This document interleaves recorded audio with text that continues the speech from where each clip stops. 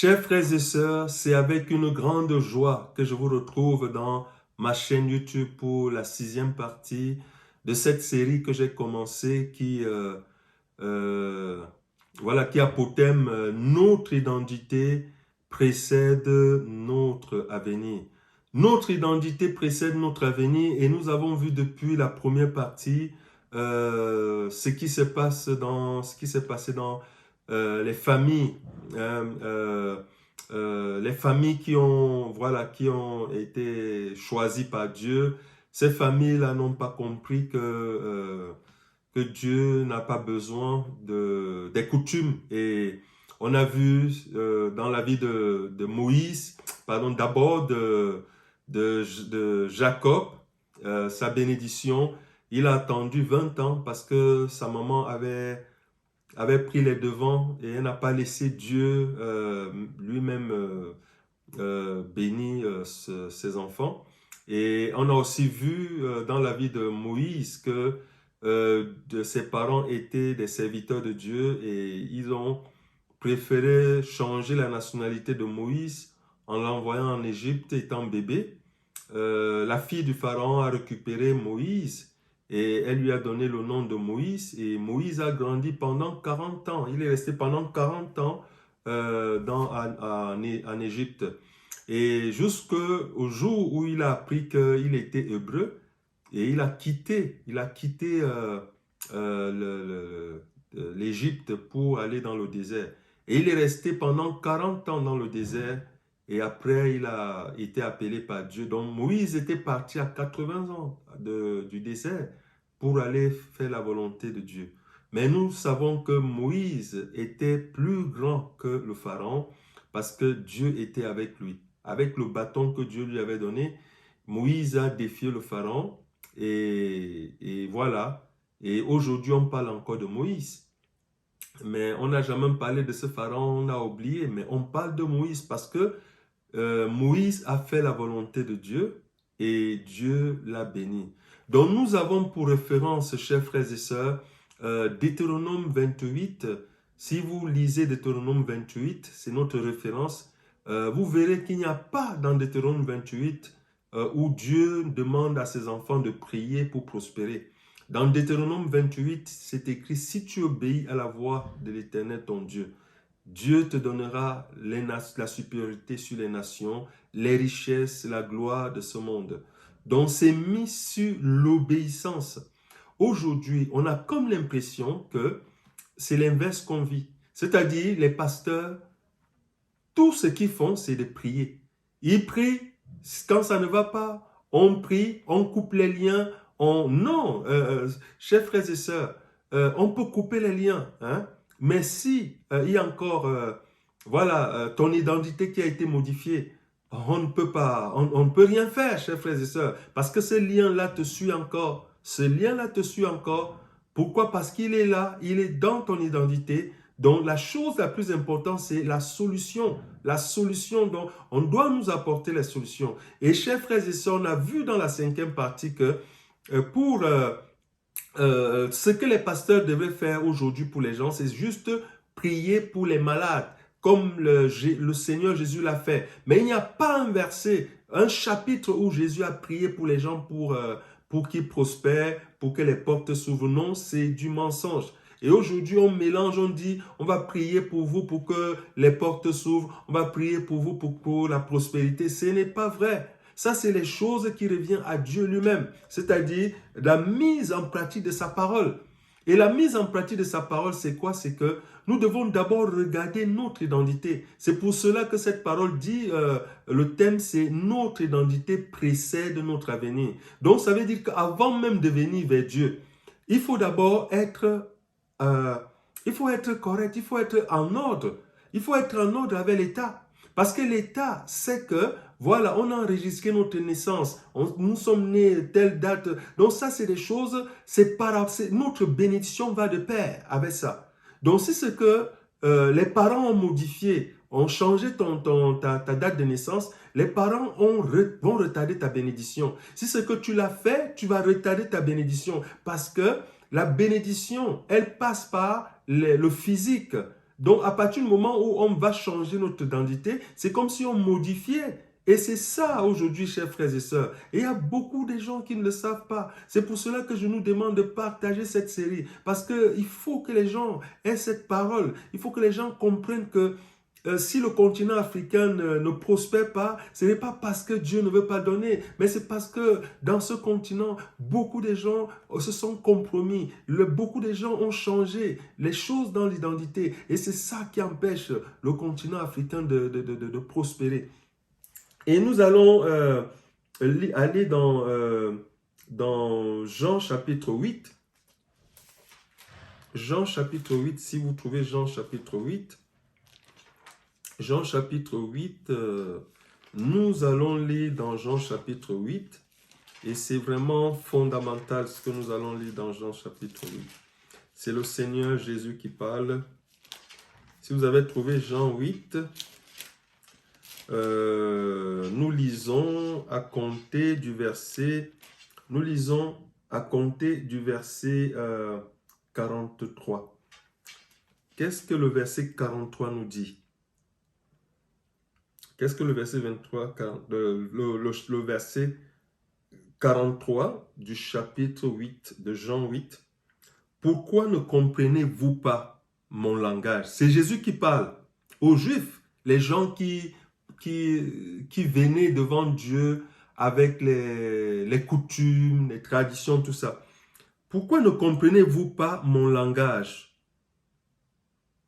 Pourquoi ne comprenez-vous pas mon langage? Parce que vous ne pouvez m'écouter.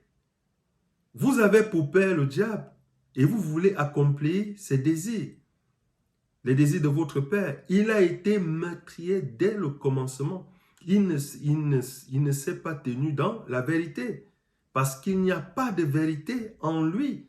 Lorsqu'il préfère le mensonge, ses paroles viennent de lui-même. Il est menteur et le père du mensonge. Donc, qu'est-ce que le Seigneur est en train de dire aux gens? Il est en train de leur dire, à partir du moment, ces gens-là, c'est eux qui venaient devant Dieu, les Juifs, les pharisiens avec les coutumes. Et pourquoi il leur dit que vous avez pour père le malin? C'est parce que ce que ces gens-là faisaient, immédiatement, et vous allez comprendre ce que pendant qu'il leur dit ça, ils vont dire, ces gens lui diront que non, notre Père c'est Dieu, nous avons d'abord Abraham et Dieu et le Dieu voilà, le Dieu d'Abraham, d'Isaac et Jacob, c'est lui qui est notre Dieu. Mais le Seigneur va leur dire non, c'est le malin qui est votre Père. Donc, chers frères et sœurs, par ignorance, si nous pouvons faire des choses, ces choses-là vont créer ce lien entre l'ennemi et toi. Pourquoi? Parce que tu ne sais pas que tout ce qui est a un lien avec la fraude, toute ambiguïté, toutes ces choses-là, voilà, les choses qui sont encore là dans nos vies. Parce que quand on parle de notre identité est encore là. C'est-à-dire que le fait que tu aies changé ta date de naissance, c'est écrit dans ton acte de naissance, dans ta carte d'identité, dans ton passeport. Et voilà les choses qui nous bloquent, chers frères et sœurs. Ce ne sont pas nos ancêtres. Arrêtons de prier pour qu'on coupe les liens. Parce que depuis que les pasteurs coupent les liens, qu'est-ce qui a changé, chers frères et sœurs? Depuis que les pasteurs coupent les liens, moi-même j'ai vu, quand j'étais encore en Afrique, j'ai vu pendant 15 ans, les gens ne faisaient que couper les liens. Et même moi-même, je coupais les liens. Je ne peux pas dire que je ne faisais pas, je le faisais quand j'étais pasteur. Mais Dieu est venu me dire, non, arrête, ce n'est pas ça. La vérité, c'est sur ma parole. C'est pour cela que je nous donne cette parole. Et chers frères et sœurs, je suis fier de donner cette parole. Parce que moi-même, je n'ai rien changé dans mon identité. Je peux donner cette parole aujourd'hui. Parce que je n'ai rien changé dans mon identité. Mais je peux vous dire qu'il y a beaucoup des hommes de Dieu qui hésitent de donner cette parole. Parce que si ces hommes de Dieu même ont changé leur date de naissance, comment ils peuvent donner cette parole? Ils ne peuvent pas la donner. Ils vont plutôt prendre d'autres chemins pour vous parler de votre délivrance. Mais si eux-mêmes, un homme de Dieu, que cela soit un pasteur ou apôtre ou évêque, tout ce qui change, que l'on soit serviteur, on est sous la malédiction. À partir du moment où on a changé sa date de naissance, on est sous la malédiction. Et nous ne pouvons pas prospérer, chers frères et sœurs, parce que notre Dieu est 3 fois saint. Et vous allez comprendre, nous verrons bientôt que vous avez entendu parler de Daniel. Vous verrez, vous avez entendu parler de Zorobabel. Nous verrons ces gens dans Zacharie, que comment Dieu défend ses enfants. Quand vous êtes dans le péché, Dieu n'abandonne même pas ceux qui le suivent. Même quand vous péchez, il va envoyer son serviteur. Si vous lisez l'histoire de David, vous verrez que David avait un prophète qui le suivait. Il s'appelait Nathan. Ce prophète-là suivait David. Même quand David péchait, ce prophète venait dire à David que tu as péché. Hein? Donc Dieu n'abandonne pas ses enfants. Quand on ne fait pas bien, il envoie une personne nous dire.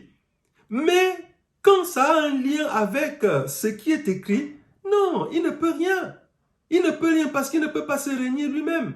Quand déjà ça a été pas bien fait, écrit, que ça a été modifié, il ne peut rien. Parce qu'il y a un accusateur. Nous verrons aussi l'accusateur. Parce que lui, il accuse les enfants de Dieu qui ont changé, qui se sont compromis. Il va dire à Dieu que non, ta loi dit qu'une personne fait ça, elle ne peut pas entrer dans la bénédiction. Donc c'est ça.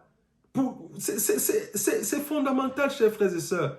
Ce que nous sommes en train de voir est fondamental. Donc, chers frères et sœurs, c'est important. Si on vous a dit que vous allez prospérer par les prières, vraiment, maintenant, dites-vous que c'est du passé. Maintenant, cherchez votre bénédiction autrement.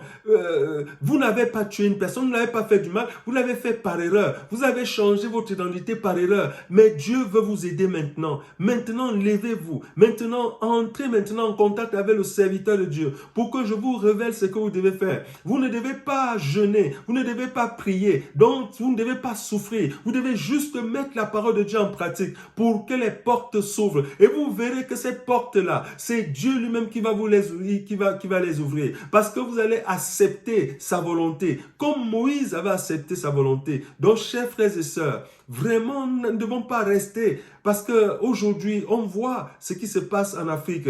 Aujourd'hui, tous les gens, les Africains, est-ce que vous savez combien de gens prennent le risque de prendre même pas des bateaux, de prendre des trucs pour venir en Europe en se disant que c'est en Europe qu'ils vont trouver le changement. Combien de gens sont venus en Europe? Et moi, je connais des gens qui sont venus en Europe et qui n'ont même pas où dormir, chers frères et sœurs. C'est important que nous comprenions cela. Il y a des gens en Afrique qui ont un toit, mais il y a comprenons très bien qu'il y a beaucoup d'Africains et beaucoup d'Africaines qui sont en Europe qui n'ont pas où dormir. Vous comprenez cela? Alors que quand ils partaient du Cameroun, du Gabon, du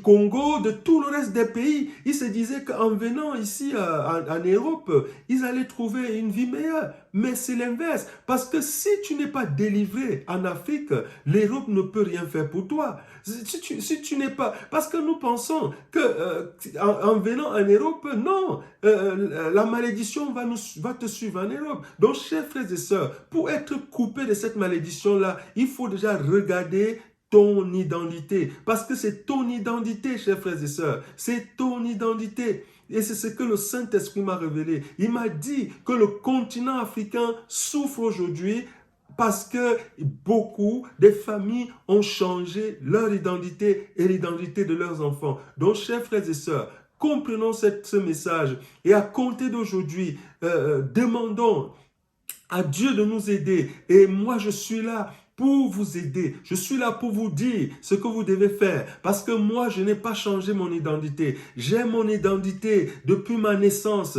Je n'ai pas changé. C'est pour cela que le Saint-Esprit m'a dit de vous donner ce message. Parce que, chers frères et sœurs, l'heure est grave. Les temps sont finis. L'enlèvement est imminent. Si l'enlèvement a lieu maintenant, où ira ton âme? Où ira ton âme, chers frères et sœurs? Où ira ton âme? Parce que c'est d'abord l'identité, c'est notre identité qui précède tout. Parce que si nous négligeons notre identité et que nous mettons seulement, ce n'est pas le fait que tu auras persévéré dans une église que tu seras sauvé. Tu peux persévérer dans une église, tu peux prier et jeûner. Mais si tu négliges ton identité, tu iras dans le feu. Pourquoi? Parce que c'est d'abord la mise en pratique de la parole de Dieu, chers frères et sœurs. Donc vraiment, je vais m'arrêter là pour la sixième partie. Et s'il plaît à Dieu, je mettrai bientôt la septième partie. Et là, au niveau de la septième partie, nous parlerons d'un serviteur de Dieu, qu'il était souverain sacrificateur. Et vous verrez comment Dieu peut délivrer une personne. Et cet homme-là même, le diable était à côté de lui pour l'accuser. Mais Dieu l'a délivré parce que son péché n'avait rien à voir avec l'identité. Donc quand votre péché n'a rien à voir avec l'identité, ça passe comme une lettre à la poste. Dieu vous sauve. Mais la seule chose que Dieu vous dira, il vous dira, ne refaites plus ça. C'est pour cela que, lisez la Bible. La femme adultère, mais elle avait fait quelque chose de grave. C'était dans la loi. Quand tu faisais ça, tu étais lapidé, c'était la mort pour les femmes. Mais cette femme-là, Dieu l'a sauvée. Jésus a sauvé cette femme. Mais quand il l'a sauvée, qu'est-ce qu'il a dit? Il a dit, va, mais ne pêche plus. Donc vous allez voir comment Dieu va sauver une personne. Et nous verrons aussi comment Dieu est. C'est-à-dire que devant une situation, il ne peut rien faire parce que elle est écrite. Parce que tout ce qui est écrit, ne négligeons pas cela. C'est écrit et ça empêche vraiment la main de Dieu d'agir dans notre vie. Parce que notre Dieu est 3 fois saint. C'est pour cela que ne négligeons plus notre identité. Parce que notre identité précède tout. Notre identité précède notre relation avec Dieu. Notre identité précède notre relation avec les hommes. Notre identité précède notre richesse, notre prospérité. C'est pour cela que le continent africain souffre. Parce que le continent africain a négligé et néglige encore l'identité. Et ce n'est pas l'identité que l'ennemi s'assoit pour empêcher le continent africain de prospérer. Donc, je vais m'arrêter là. Et s'il plaît à Dieu, chers frères et sœurs, je mettrai vraiment la septième partie. Et dans la septième partie, nous parlerons de ce serviteur de Dieu que Dieu a délivré. Et malgré le fait que l'ennemi était à côté, vous verrez que l'ennemi qui est à côté pour nous accuser, Dieu est toujours là pour nous sauver. Mais ça dépend de la situation et des cas. Et nous verrons ça dans la septième partie. Que Dieu vous bénisse. Je vous dis à bientôt. Shalom.